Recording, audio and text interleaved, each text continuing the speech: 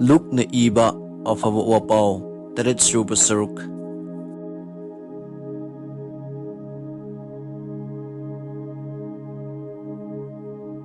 Jisu na misingdu tanaba pumnamak asi hairamlaga Kapernaumda chalami. Mafam aduda Romgi lanmi makok amagi nungsiraba manay ama layrami. Nupa adu naduna sigadawrami. Lanmi makok aduna Jisugi maram tarabada ibungo na lengbirakduna mahaki manaybu pahanbiyu haijarunaba jiu ahal khara thakirami. Makhoina Jisuda laktuna kanna haijarami. Nupa asi tasengnamak nahaki nateng phangbada matik chai. Mahak na aikhoigi misingbu nungsibi amasung mahak masamak na aikhoigi damak ningna sang ama sabi. Aduda Jisu na makhoiga loina na chatlami. Ibungo na yum naksilaklabada lanmi makok aduna marupsing tharaktuna mangonda haihallami.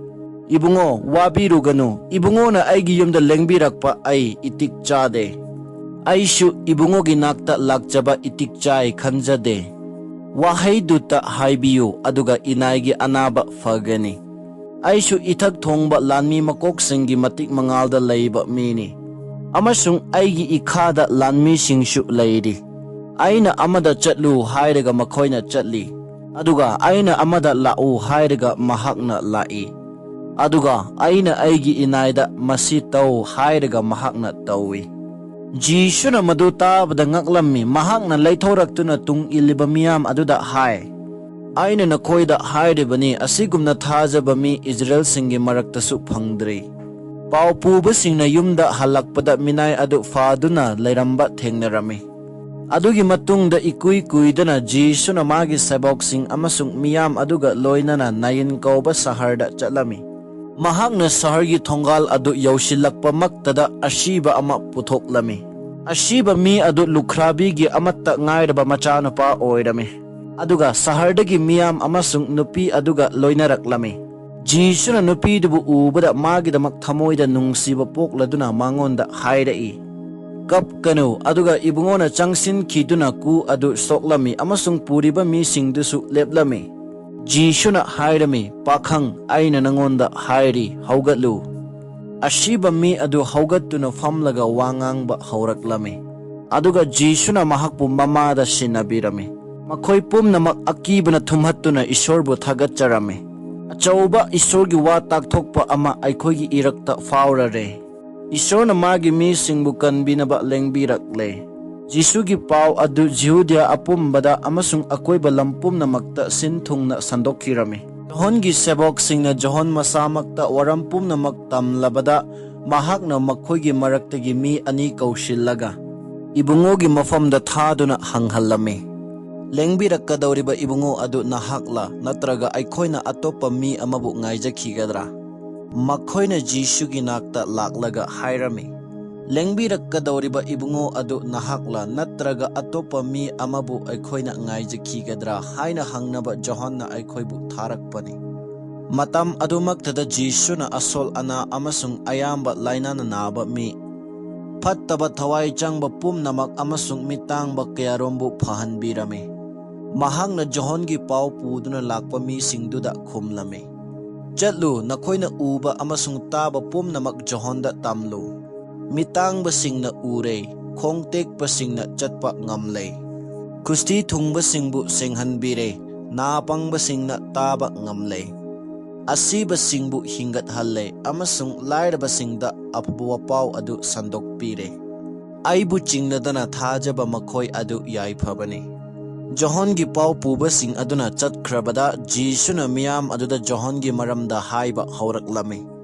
Nakhoina lamjauda kari yengnaba chatlubage. Nungshitna lenghanba singnangbura. Natraga kari yengnaba chatlubage. Pinana setpa mi amabura. Adugumba phi setpa nungaina panba mi singdi konung singda laybani. Aingonda hayo nakhoina kari yengnaba chatlubage. Isorgi wa takthokpa amabura. Hoi mahakti Isorgi wa takthokpa amadagishu heli.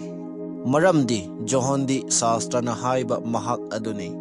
Yengo aina aigi pau pubabu nangi mangda thagani. Mahakna nangi lambi semgani. Nupina pokpa khudingdagi Johonna hena chawi. Tabu Ishorgi leibakta khwaidagi pikpa mahak aduna Johondagi hena chawi. Mi pumnamak amasung khazana thauba singfawba Jisugi wado tabda Isorbu achumbani haiba khanglami. Makhoi adu Johonna baptize taubiba mi singni. Adubu Pharisee amadi wayal yathangi oja singnadi Isorgi aningbadu yaninglamde amasung Johondagi baptize launinglamde. Jisuna makha tarami matam asigi mising asi aina kariga changdamna sige.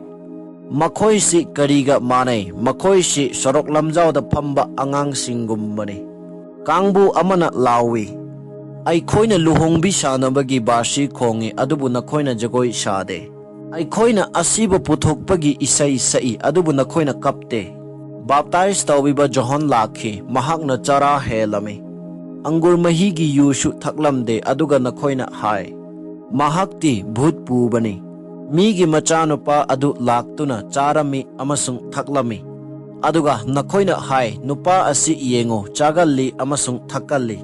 Aduga khajana thaubasing amasung miyamna inthoklabasinga murup oi. Adumak oinamak Ishorgi lawsingdi masibu lawsinba pumnamakna achumbani haiba utli.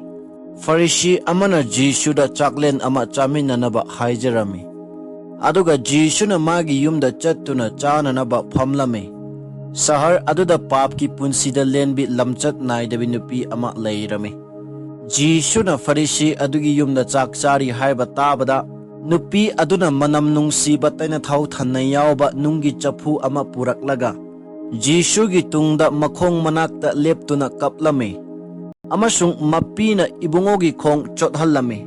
Adudagi masamna ibungogi khong singdo taithoklaga chuplami. Amasung thau adu ibungogi mathakta haitharami. Pharisee aduna madu ubada mapukningda khallami. Nupa asi asengbamak Isorgi wa takthokpa mi oiba tarabadi mangonda soklibi nupi asi kanano amasung mahakna karamba papki punsida lenbage haibadu khanglamgadabani. Jisuna mangonda hairami Simon nangonda wa khara hange. Mahakna khumlami takpiyu guru. Jisuna haiba haurami. Paisa puthokpa mi amagi sel tonba nupa anikhak leirami. Amana magi lupa chama tolami. Atoppa amaduna yangkai makhoi animakna magi seldu singba ngamlamde. Aduna mahakna animaki sendondu kokpirami. Adu oirabadi karambana hena mahakput nungsigani. Simon khumlami aina khanjabadi sendon hena kokpi kiba mahak aduna oigani. Jisuna hai nahakna haiba chumi. Adudagi mahakna nupi aduda onsilaga Simonda amuk hairami. Nahakna nupi asi uredana. Aina nangi yumda lai. Aduga nahakna aigi khong chamnaba ising pide. Adubu mahakna ikhong asi mapina chamthok piduna masamna taithok pire. Nahakna aibu chuptuna okkide. Adubu mahakna di aina hek lakpadagi ikhong asi chuppa toktri. Nahakna aigi kokkidamak chorofol thau thaurang taude. Adubu mahakna di ikhong asi manam nungsiba thau taibire. Mahakna utliba yamna nungsibagi matau asina. Mahaki pap mayamdu kokpirabani. Adubu pap khajiktang kokpiba mahak aduna di nungsiba khajiktamak utli.